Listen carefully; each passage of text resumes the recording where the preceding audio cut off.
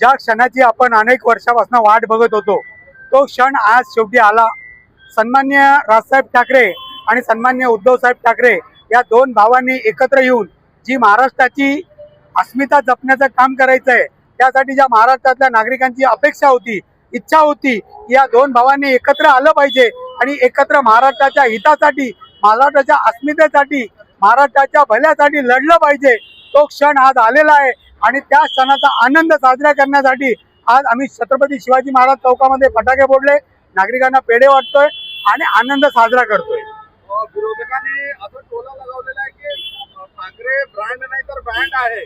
अरे विरोधकांचं काय, त्यांचा बँड वाजणार आहे याची भीती त्यांच्या मनामध्ये आहे, म्हणून ते ठाकरे ब्रँड नाही तर बँड आहे असं बोलतायत।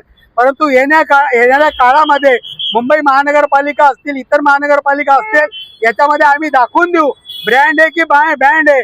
आता आम्ही सत्ताधाऱ्यांचा बँड वाजवल्याशिवाय आम्ही आणि आमचे कार्यकर्ते गप्प बसणार नाही आहोत।